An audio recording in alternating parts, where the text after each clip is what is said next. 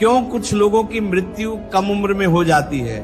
ये प्रश्न हर किसी के मन में कभी न कभी उठता है। जब किसी बच्चे की मृत्यु हो जाए, किसी युवा की सांसें थम जाएं, तो मन भीतर तक हिल जाता है। प्रश्न उठता है, इतनी जल्दी क्यों? इतना अच्छा बच्चा था, इतना होनहार था, फिर भी चला गया।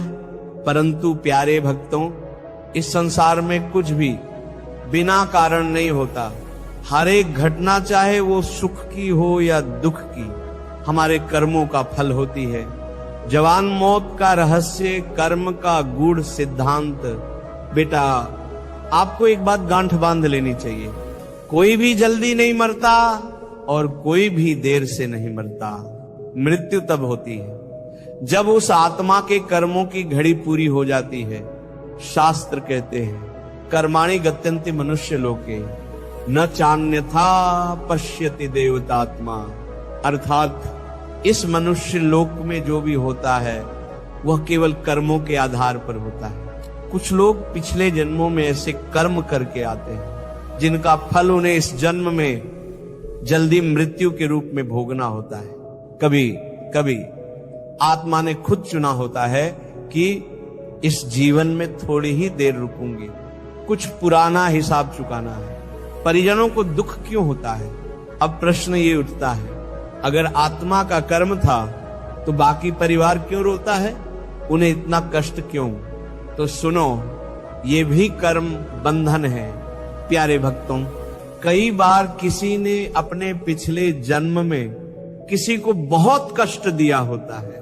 जैसे किसी माँ का बेटा मर जाए या किसी बहन का पति, तो इसका अर्थ ये हो सकता है कि उसने पिछले जन्म में उसी आत्मा को बहुत दुख दिया था और अब वह आत्मा कम उम्र में जाकर उसके जीवन भर का दुख बन जाती है।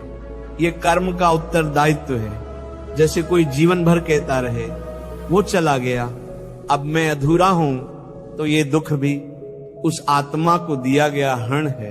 ये कोई दुर्घटना नहीं, ये एक सटीक गणना है प्रभु की। क्या भक्ति करने वालों को भी जवान मौत आती है? सवाल बहुत सही है बेटा। देखो, जो सच्चे भक्त होते हैं उनका जन्म और मृत्यु दोनों ही प्रभु की योजना का हिस्सा होते हैं। यदि कोई बच्चा भगवान का भक्त था और छोटी उम्र में चला गया, तो इसका अर्थ ये नहीं कि भगवान ने, बल्कि उसका जन्म ही किसी उद्देश्य से हुआ था। वो कार्य पूर्ण होते ही वो आत्मा चली जाती है। जैसे मीराबाई, प्रहलाद, ध्रुव, क्या ये सभी उम्र से लंबा जीवन जिए? नहीं, पर उन्होंने जीवन में प्रभु को पा लिया। भक्त मरते नहीं बेटा, वो केवल शरीर छोड़ते हैं और सीधे प्रभु की गोद में चले जाते हैं। हमें क्या समझना चाहिए? अब सवाल यह है कि जब हमारे घर में कोई जल्दी चला जाए तो हम क्या करें? पहली बात, अति शोक न करें। भगवत गीता में भगवान श्री कृष्ण कहते हैं, जातस्य ही ध्रुवो मृत्यु। जिसका जन्म हुआ है उसकी मृत्यु निश्चित है। जो आया है वो जाएगा ही। आपका शोक आत्मा की गति को रोकता है। जितना अधिक रोगे उतना वह आत्मा बंध जाएगी मोह में। दूसरी बात, उसके नाम से भजन, भागवत, सेवा करे, वो आत्मा ऊपर जा रही है। उसे चाहिए आपकी भक्ति की शक्ति। आप रोकर नहीं, नाम जप करके उसकी मदद कर सकते हो। तीसरी बात, अपने जीवन को जागृत करें। किसी की मृत्यु हमारे जीवन की आंख खोलने के लिए होती है। उसके जाने के बाद आप प्रभु से जुड़ जाएं, यही सच्ची श्रद्धांजलि है। भक्ति ही वह शक्ति है जो कर्मों को काट सकती है। बेटा, कर्मों की गणना इतनी सूक्ष्म होती है कि हम सोच भी नहीं सकते, परंतु एक उपाय है जो इस चक्र से मुक्त कर सकता है।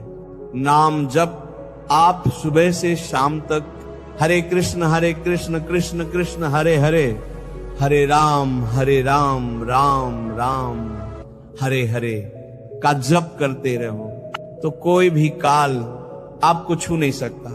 जो हरि का नाम लेता है उसकी मृत्यु अकाल नहीं होती, वह महाकाल की गोद में चला जाता है। निष्कर्ष, प्यारे भक्तों, जवान मौत कोई रहस्य नहीं है, यह पूर्व जन्मों का, वर्तमान के कर्मों का और प्रभु की इच्छा का परिणाम है।